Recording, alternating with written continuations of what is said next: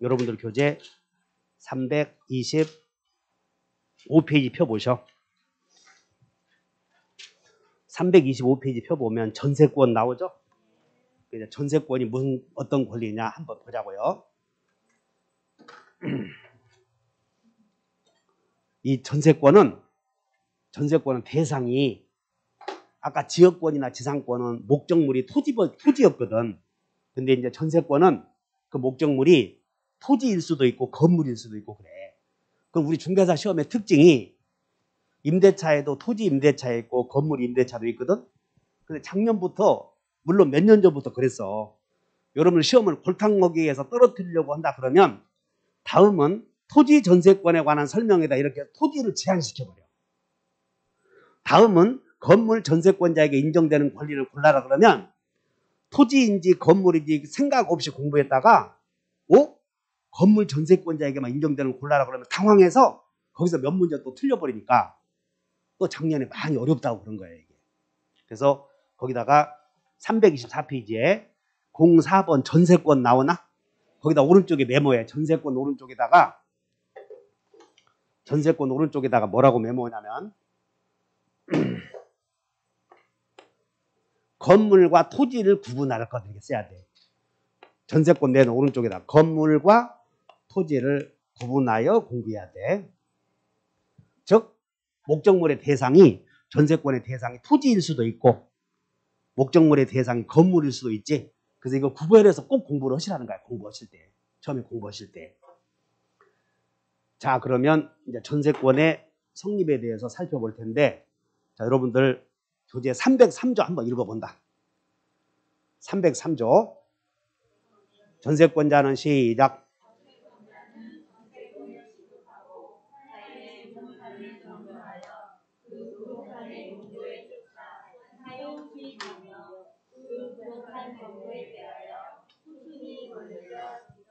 자, 채권자보다 전세금의 우선 변제를 받을 권리가 있다.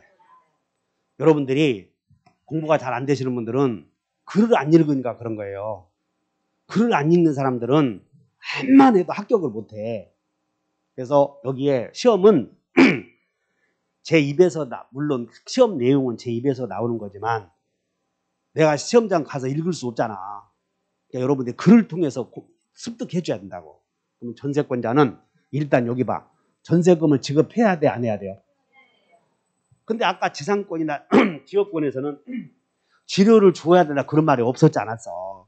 그래서 전세권에서는 남의 물건을 빌려 쓰는 대가로 반드시 전세금을 기재해 줘야 돼. 이렇게 지급해야 된다고. 지급하고 타인의 부동산 여기 봐. 점유해, 점유하지 않아. 아까 지역권은 점유하지 않는다고 그러지 않았어. 이용한다고 그랬으니까. 그 다음에 전세권은 마음대로 쓰는 것이야. 용도에 쫓아서 쓰는 것이야. 여러분들이 등기법 배울 때 아까 등기 기재사항이 필요적 기재사항으로 한번 읽어본다. 범위, 목적.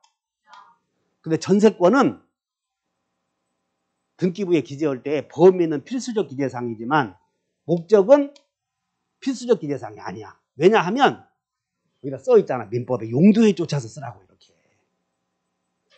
그걸 이해하면 여러분들 등기법 시간에 참 도움이 될 텐데. 아까 지역권은 목적을 기재했잖아. 다시 한번 범위, 목적 꼭 기재했잖아. 근데 전세권은 등기부에 기재할 때 목적을 기재하겠어 안 하겠어? 이유는 민법에 용도에 쫓아서 쓰라고 했으니까 그런 거야. 용도에 쫓아서. 그래서 용도에 쫓아서 사용 수익하며 그 부동산 전부에 대해서 후순위 권리자 기타 채권자보다 전세금의 우선 변제. 여러분들 봐. 우선 변제 받을 권리 밑줄 그으셔. 우선 변제 받을 권리. 우선 변제 받을 권리 밑줄. 여기다 밑줄 그으시고 우선 변제 받을 권리는 언제 생기냐면 경매에서 생겨. 경매. 그래서 이렇게 써야 돼. 경납대금으로부터 이렇게 경납대금.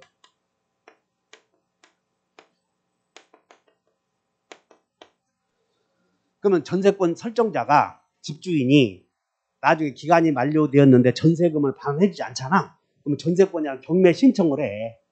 판결 받을 필요 없이. 그러면 전세권자의 경매는 강제 경매일까요? 임의 경매일까요? 여러분들 이제 이 강제 경매는 뭐냐면 강제 경매는 법원에 판결문이 있어야 경매를 집행하는 걸 강제 경매라고 그래. 근데 전세권자는 전세금 등기도 있잖아. 그렇기 때문에 전세권자는 따로 법원에 확정 판결 받을 필요 없는 것이야. 그러므로 전세권자의 경매는 따로 판결 받아 안 받아도 괜찮아. 그러므로 이걸 임의 경매라고 그러는 거예요. 그냥 전세권자는 전세금 받기가 수월하지. 그래서 우선 변제를 받을 권리가 있다 이런 말이 나오면 우선 변제는 어디서 받느냐면 경매다 이런 생각을 해줘야 돼. 그러면 전세권자는 경매 신청권이 있겠어 없겠어? 따로 판결 받을 필요 없다 그런 뜻이야. 그 다음에 여기 농경지. 여러분들 등기법에서 농경지에 대해서 전세권 등기 신청을 하잖아. 그러면 그것은 각하사유가 돼버려 29조에서. 농경지에 대해서 전세권 등기 좀 해주시오 신청했지? 그러면 등기관이 등기를 접수해야 돼? 받아들이지 말아야 돼? 여기 써있잖아. 농경지는 전세권의 목적으로 하지 못한다 이렇게. 그럼 여러분들 지적법에서 과수원은 농경지요 아니요?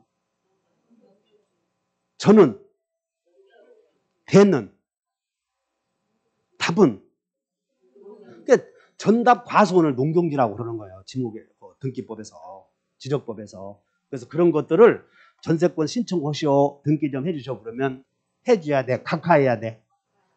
거부해야 된다 그런 뜻이야. 자 그러면 이제 전세권은 간단해. 전세금을 지급해야 되는데 시험에 나오는 것은 전세권 등기할 때 전세금을 기재해야 되는데 꼭 계약을 체결할 때 현실적으로 전세금을 지급해야 된다. 기존에 받을 돈으로도 주었다고 할 수 있다. 밑줄만 그으시면 돼. 한 장 넘겨. 한 장. 327페이지에 327페이지에 위에서 방가로 2번에 전세금의 지급 나오죠? 거기에 방가로 2번에 동그라미 2번 봤더니 붉은 선으로 돼 있네. 기존의 채권으로 전세금의 지급에 가름할 수 있다. 여기다 형광펜 하는 거예요. 형광펜. 여러분들이 공부할 때 다 읽어보면 시험 나오는 게 아니에요. 그냥 어떤 제도적 취지를 설명해주는 학자들이 공부하는 내용이 있고 우리는 시험 공부하는 거니까 그냥 법률행위가 성립되려거든 계약 체결하고 등기해야 된다. 그러면 등기할 때 전세금 걸어야 된다. 그러면 전세금 지급할 때 꼭 현실적으로 줘야 돼. 기존에 받을 돈으로 주었다고 퉁쳐도 괜찮아. 그래 기존에 받을 돈으로도 전세금 지급했다고 해서 등기하면 된다 그런 얘기야. 동의해? 그래서 여기야 기존의 채권으로도 전세금의 지급에 가름할 수 있고 그러면 계약을 체결하고 등기하면 전세권 성립되는 것이요. 목적물도 넘겨받아야 성립되는 것이요. 여러분들 요거 매매할 때 매매계약 체결하고 등기하면 소유자 되는 거예요. 목적물 넘겨받아야 소유자 되는 거예요. 넘겨? 그런 소리가 어디 있어 우리 186조 보면 부동산에 관한 법률행위로 인한 물권의 득실 변경은 등기하여야 그 효력이 생긴다 했잖아. 등기만 해도 효력이 생기는 거예요. 넘겨받아야 효력이 생기는 거예요. 똑같아. 그러니까는 전세권 설정 계약도 목적물 넘겨받아야 전세권자가 되는 게 아니라고. 등기하면 전세권자가 되는 거고 목적물 명도를 안 해주면 그때부터 바로 전세권을 침해하는 자가 돼. 설득됐지? 그냥 요거 그냥 여기 봐. 따라서 봅니다. 계약 체결하고 등기하면 전세권자가 된다. 명도는 성립 요건이 아니다. 이렇게 기억하시면 돼. 아무것도 아니라고. 그 다음에 여기 전세권 설정 계약을 하고 여기 봐. 전세권 설정 계약을 하고 존속기간이 3월 10일부터 기간이 시작이 돼. 근데 2월 10일 날 계약하고 가서 미리 등기해서 성격이 급해서 그럼 미리 한 등기도 나중에 존속기간이 시작되게 되면 사실관계가 이때부터 존재하게 되잖아. 그래서 따라서 미리 한 등기도 괜찮다. 물어보면 이렇게 돼. 그래서 시작 전에 격려된 등기도 유효이다. 이렇게 기억하시면 돼요. 그래서 지금부터 밑줄 그으셔. 327페이지 맨 위에 327페이지 맨 위에 8번 봤더니 중간에 존속기간이 시작되기 전에 마친 설정 등기도 특별한 사정이 없는 한 유효인 것으로 추정.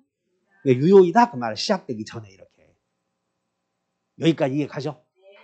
계약 체결하고 등기한다 그 말이야. 등기와 관련되어서.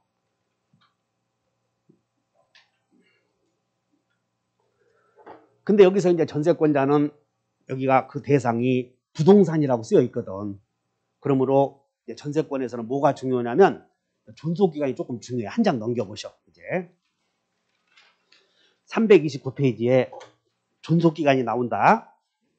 그럼 계약 체결할 때 존속기간은 여러분 주의할 게 존속기간에다가 여기다 이렇게 별표시고 건물과 토지를 구분할 것 꼭 그렇게 기억하셔야 돼. 건물과 토지를 구분할 것.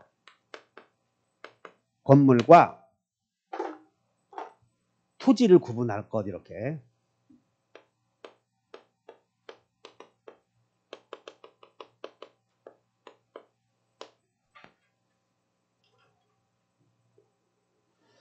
자, 그래서 존속기간은 계약을 체결할 때 존속기간은 아무리 기간이 길어도 10년을 넘으면 안 돼. 그래서 최장 기간은 10년을 넘지 못한다. 자, 밑줄 그으셔. 312조. 전세권의 존속기간은 10년을 넘지 못한다. 됐어. 만약에 10년을 넘어버리잖아, 기간을. 그럼 10년으로 단축이 돼버려. 단축이 된다. 자, 312조로 가. 312조. 아, 미안. 312조 2항을 봐. 바로 위에 312조 2항 보셨지? 한번 읽어본다. 2항 시작. 그럼 지금부터 자, 여러분들 잘 봐. 311조 1항을 한번 봐. 1항 봤더니 전세권의 존속기간 나오잖아. 근데 2항 봤더니 건물에 대한 전세권의 존속기간 나오잖아. 즉 1항은 전세권의 존속기간부터 출발했는데 2항은 전세권의 존속기간 앞에 건물에 대한이 보여요? 여기다 가로를 해봐. 건물에 대한을. 312조 1항에서는 전세권의 존속기간부터 출발했는데 312조 2항은 전세권의 존속기간 앞에 건물에 대한 나오지. 그러니까 이런 건 건물에만 적용된다 그런 뜻이야. 건물에만. 따라서 건물에 대한 존속기간을 1년 미만으로 정한 경우에는 그 기간을 몇 년으로 하겠다. 그래. 따라서 해봐라. 최단기 보장은 만약에 토지인 경우 존속기간을 6개월로 정했다면 그냥 6개월로 정해지는 것이야. 토지의 경우. 근데 건물의 경우 존속기간을 6개월로 정했지? 그럼 1년이 안 되잖아. 그러면 적어도 1년은 돼야 된다 그 말이야. 이게. 이 말은 뭔 얘기인지 이해하셨나? 그러므로 최단기간, 최단기 보장을 받고 있는 대상은 건물만 토지도 그거 주의하시면 돼. 아, 토지는 최단기간에 제한 규정이 없구나 이렇게.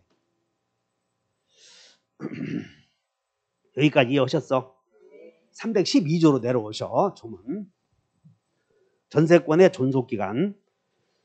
전세권의 설정은 이를 갱신할 수 있다 나오나? 갱신은 새로 바꾸는 것이야. 갱신할 수 있다. 그 기간은 갱신한 날로부터 10년을 넘지 못한다. 자, 중요한 것은 사항에다 별표를 해. 사항에다가 별표. 그러면 자, 위에 3항을 봤더니 전세권의 설정은 갱신할 수 있다 이렇게 쓰여 있죠. 그럼 그 앞에다가 건물이나 토지다 이런 말이 없지. 근데 사항 봤더니 건물의 전세권 설정자가 이런 말이 들어가 있지. 그러니까 건물에 또 제한이 돼 있잖아. 그러면 사항을 여러분 사항을 메모해봐. 사항을 법정갱신이라고 불러.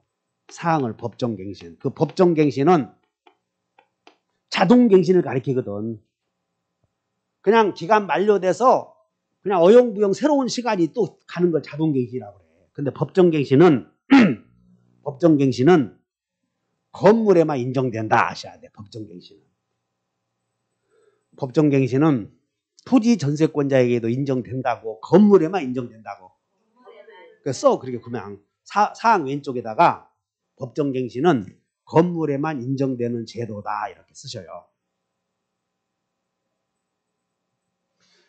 자, 여기 써놨네. 법정갱신은 토지에도 인정돼. 건물 전세권자에게만 인정돼. 그래요. 건물 전세권자에게만 인정된다. 이렇게 읽어본다. 건물의 설정자가 그리고 여기 봐. 갑이 건물 소유자이고 을이 건물을 빌려 쓰는 전세권자라고 봐. 그러면 여러분들이 아이고 나는 전세권자가 누군지 전세권 설정자가 누군지 도대체가 정신 시끄러워서 모르겠다 그러잖아. 그러면 설정해주는 사람은 다 소유권자예요. 그래서 잘 모르겠으면 에어요 소설 쓴다 시작. 그 말이 뭔 얘기요? 설정해주는 사람은 다 소유자예요. 설정해주는 사람은 소유자라고. 그 빌려 쓰는 사람을 권자라고 불러. 이해 가셨죠? 그래서 전세권 설정해주는 사람은 빌려주는 사람. 빌려주는 사람. 자, 그러면 사항 봤더니 건물의 설정자가 기간 만료 전 6월부터 한 달까지 사이에 아무런 통지를 하지 않았어. 지금 여기 건물인데, 여기 봐. 건물인데 기간이 만료되기 전에 6개월에서 한 달 전에 집주인이 아무 말 안 한 거예요. 집주인이. 6월에서 한 달 사이에. 그러면 그 기간이 만료되잖아. 그러면 자동갱신 된다. 그 말이야. 자동갱신. 그래서 거기도 설정자가 밑줄 그으셔. 설정자가 밑줄. 그리고 세 번째로 내려와서 통지를 하지 아니한 경우 밑줄 그으셔. 그럼 통지는 누가 안 해야 자동갱신이 되는 거예요. 그럼 통지는 전세권자도 통지해야 돼. 전세권자는 가만히 있어도 괜찮아. 가만히 있어도 자동갱신이야. 근데 설정자는 6월에서 한 달 전에 아무 말이 없었지? 그러면 자동갱신이 된다. 그런 뜻이 두 개 비교하시는 거예요. 그래서 항상 통지의 주체는 설정자만 6월에서 한 달 전에 해야 되는 제한 규정이 있고 전세권자는 가만히 있어도 자동갱신이 되는 거예요. 여기까지 되나? 그러면 여기서 자동갱신이 되었네. 자동갱신이 되면 이제 법정갱신에 접어들었어. 그러면 기간에 정함이 없는 것이 돼버려. 기간에 정함이 없는 것이 돼. 그러면 기간에 정함이 없는 임대차 전세권은 두 사람은 언제든지 끝내자 할 수 있어 또. 그러면 끝내자고 하는 말이 각각의 통지가 각각에게 도달될 거 아니야? 그럼 6개월이 지나면 종료가 돼버려 이렇게. 그럼 지금 배우는 전세권은 여러분이 사회에 나가서 배우는 주택임대차와는 전혀 달라 지금.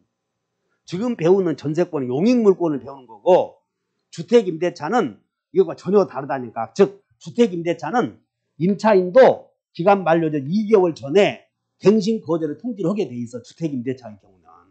근데 지금 우리가 배우는 건 아니 주택은 주택인데 물권이 전세권을 배운다니까. 채권이 임차권 배우는 게 아니라 전혀 달라. 아시겠나요? 우리는 물권 배우는 거고. 그럼 어디? 여러분이 사회에서 과거에 집 사기 전에 전세 살았던 분 손 들어보죠. 전세 살았던 분. 안 들어 다? 지금 여러분들이 전세 살았을 때 지금 그 전세는 지금 배우는 전세권이 아니요. 아니야 지금 배우는 전세권이 아니고 저 뒤에 나오는 과거에 내가 전세 살았다의 전세는 저 뒤에 한번 봐. 참고로 몇 페이지 보시냐면 500페이지를 한번 펴보셔. 500페이지. 500페이지 펴보셨지? 거기에 주택임대차 보호법 나오나? 제목을 한번 읽어본다. 500페이지 맨 위에 시작. 나 봐.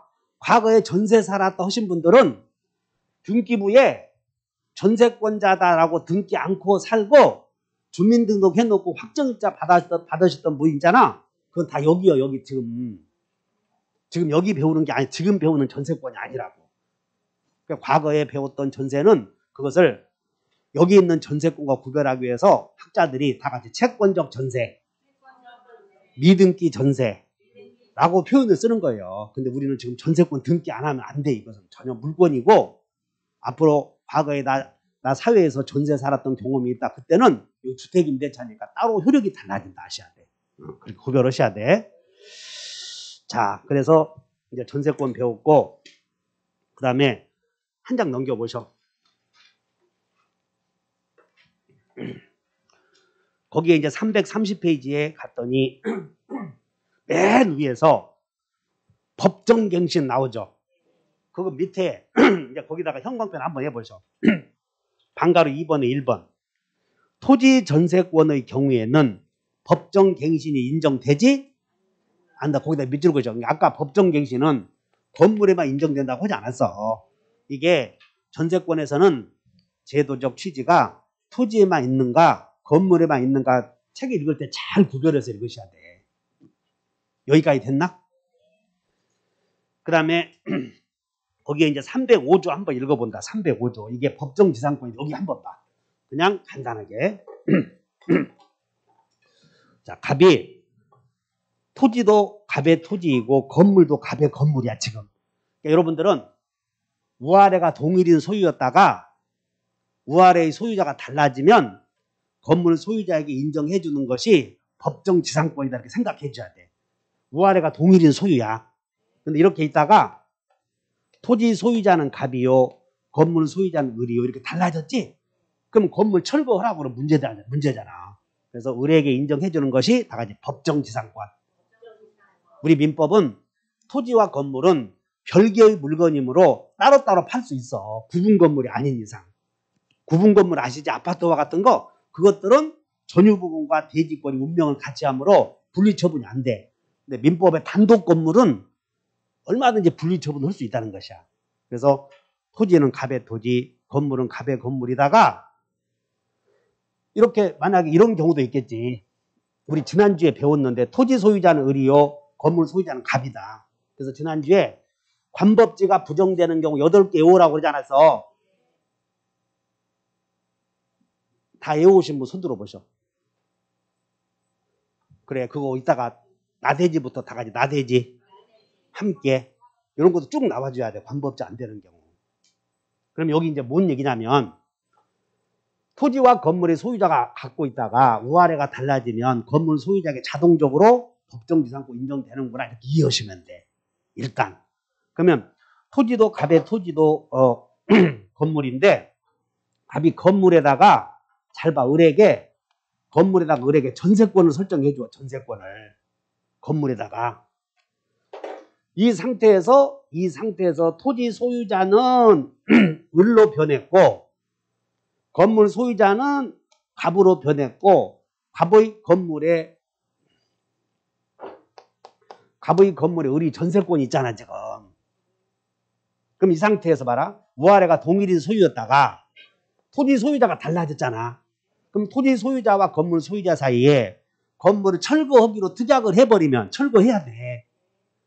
그러면 이 갑은 전세권자에게 전세금 받아놓고 전세권 등기해놓고 토지를 팔아먹으면서 건물을 철거하기로 합의해서 이 토지 소유자가 건물을 철거하라고 한다면 전세권자는 살겠냐 지금?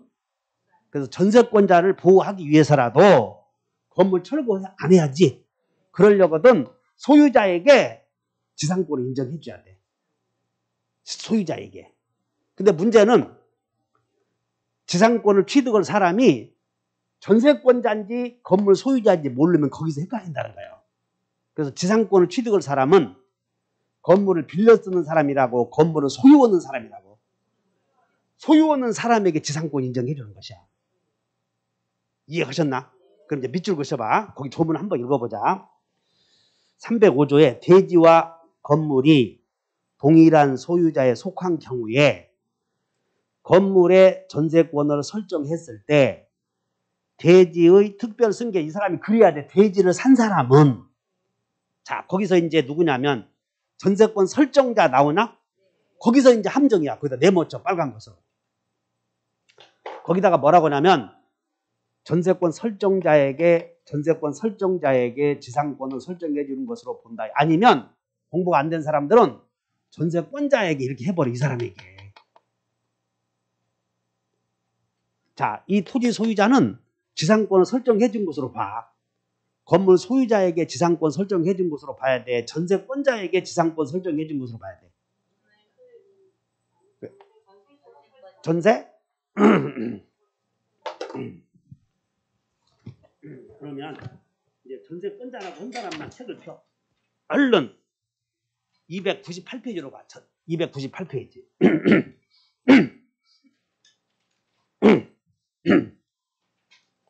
298페이지 갔나? 빨리 펴봐. 그 지상권이 나와요.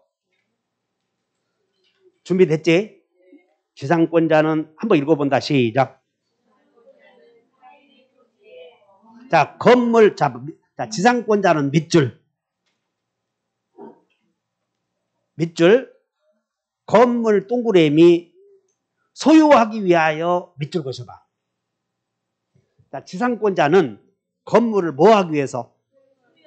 그냥 여기 봐라. 건물을 소유하기 위해서 남의 땅을 빌려 쓰지. 그러니까 지상권자가 될 사람은 건물 소유자이어야 돼. 건물 빌려 쓴 사람이어야 돼. 그러니까 건물 소유자가 전세권 설정자 아니냐. 거기서 지상권이라고 하는 것은 다시 한다. 남의 건물을 빌려 쓰는 사람도 지상권자 될 수 있어 없어? 건물 금방 소유하기 위해서 어쩔 때는 있지. 눈에서 멍청한 놈들 앞에 앉아있지 마. 금방 앞에 소유하기 위해서 했더니 또 미안해. 또 나간다고 하지 마 제발. 무슨 얘기냐면 이 토지를 이용할 수 있는 지상권을 취득한 사람은 건물 소유자이어야 돼. 건물 빌려 쓴 사람이어야 돼. 또 지금 이제 어벙이들 많아 지금 말고. 내가 눈 보니까 에이씨 알아서 해. 너네들끼리 내년에 또 와라. 그냥 이 땅을 빌려 쓰는 지상권자가 될 사람은 건물 소유자가 된다니까. 소유자. 그러면 전세권자는 건물 소유자냐 건물 빌려 쓴 사람이냐. 전세권자가 지상권자 될 수는 없다 그 말이야. 건물 소유자에게만 인정되는 권리니까. 오케이? 거기서 써놓자 가서. 그래서 330페이지 왼쪽에 거기다 하나 써놔. 330페이지 왼쪽에 뭐라고 써냐면 305도 왼쪽에 메모해. 왼쪽에 날개에다가 지상권자가 이렇게 써. 지상권자가 될 수 있는 사람. 지상권자가 될 수 있는 자. 메모했나? 어디 두 개 한번 해본다. 건물 소유자이어야 돼. 건물 빌려 쓰는 사람이어야 돼. 아니면 그럼 네가 진작 친절하게 이렇게 해주지. 그래 미안해. 내가 느낌이 금방 왔어. 미안하다고. 5개 잘 해준다고 나올 때는 맘먹고 나왔지만 몇 번 또 해서 하면 눈에서 이해하셨어? 그래서 제목을 외워버려야 돼. 다 같이. 설정자의 법지 시작. 그러니까 법정지상권은 아무에게나 있어. 설정자에게만 있어. 설정자에게만 있다 이 말이야. 설정자에게만. 여기까지 이해하셨나? 그래서 올해는 이 정도 아시면 되고 한 장 넘겨보셔. 하나만 메모하고 끝내자고요. 한 장 넘겨보는데 어디로 가냐면 330페이지에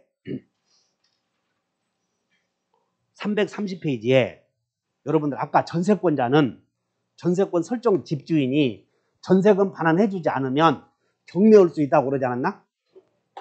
전세권자는 경매할 수 있었어 없었어? 그거 하나만 밑줄 보고 갈 거야. 아까. 그런데 어디냐면 여러분들 여기 한번 보셔. 갑이 건물 소유자인데 여기 3층짜리 건물이에요. 그럼 3층짜리 건물은 만약에 5층짜리 건물이라고 봐. 그럼 이 갑은 5층을 건물을 갖고 있는 사람은 구분 건물로 등기할 수도 있고 단독 건물로 등기할 수도 있고 그건 갑 마음이야. 아파트 한 동 지은 사람 있지? 그거 아파트로 구분 건물로 등기 않고 단독 건물로 등기해도 괜찮아. 그건 건물 소유자 마음이라고. 그럼 나중에 등기법 배울 때 배워. 그래서 이 을이 6층짜리 건물을 지었는데 여기다가 단독 건물로 등기하는 거야. 단독 건물로. 하나로. 그래서 여기다가 3층에다가 A에게 전세권 설정해 줬어. A에게 전세권. 그럼 이건 구분 건물이요? 단독 건물이야? 단독 건물이라니까 지금 등기부에 하나로 기재했으니까. 그럼 이 사람은 이 전세권자는 건물 일부에만 있는 사람이라고. 일부. 여기까지 돼? 그러면 설정자가 일부 전세권자 3층에 대해서 전세금 10억을 받고 전세권 설정해 주었다. 그러면 이건 도면 첨부하면 돼. 근데 만약에 이 전세권자가 3층 전부 다 그러면 독립돼 있잖아. 그래서 도면을 첨부하지 않아도 누구든지 인식할 수 있으면 도면 첨부할 필요 없어. 이 사람은 3층 전부 했으니까. 근데 이 설정자가 전세금 안 내놓지? 요거야. 그럼 전세권자는 3층만 경매해야 돼? 전부를 경매해야 돼?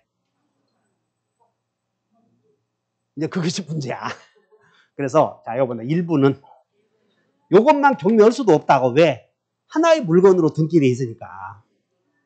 하나의 물건으로 등기돼 있으니까 일부에 있는 전세권자는 요걸 하나의 물건으로 만들어 놓지 않는 한 이걸 제외한 나머지를 경매하면 안 된다. 그것만 알고 가자고. 그래서 자, 여러분 일부 전세권자는 건물 전부에 대하여 경매 신청할 수는 없다. 그것만 밑줄 긋고 가. 자, 밑줄 그죠? 자, 336페이지 맨 밑에 동그라미 2번 봐. 336페이지에 맨 밑에 동그라미 2번 봤더니 건물의 일부 나오지. 그러니까 중요한 것은 일부에다 동그라미 쳐. 일부. 일부. 자, 맨 밑으로 내려와. 일부. 일부는 목적물이 아닌 부분에 대해서는 전세권에 기하여 경매를 청구할 수는 없다. 이렇게 밑줄 그으셔. 즉 일부 전세권자는 요만큼을 제외한 나머지에 대해서는 경매 신청할 수는 없고, 그럼 이만큼도 경매하려거든 단독 건물로 만들어야 돼. 그러므로 일부 전세권자가 목적물을 경매하기는 복잡해, 간편해. 그렇게 알고 여러분들 사시라고. 일부 전세권자는 다시 한다. 10층짜리 건물이라도 구분 건물로 등기하든 하나의 물건으로 등기하든 건물 소유자 마음이다. 이렇게 하시면 돼. 그래서 건물 소유자가 아파트를 지 혼자 단독 건물로 등기한 거예요. 단독 건물로. 그럼 이건 건물 한 개요, 일부요. 일부지, 일부. 이거 건물 한 개가 지금 한 개의 물건이고, 한 동이 한 개의 물건이고, 여기에 각각의 표제부에 없어. 이게 전유 부분이 없다고. 여기는 한 개의 물건이라고. 독립되어 있어도 마찬가지야. 이렇게 이해하시면 돼. 자, 여러분들 일부는 전부에 대해서 경매 신청할 수는 없다. 이 정도 마시자고. 자, 이렇게 해서 전세권은 다음에 얼마든지 많이 강조할 수 있으니까 마치고 쉬었다가 유치권 들어갑니다. 네.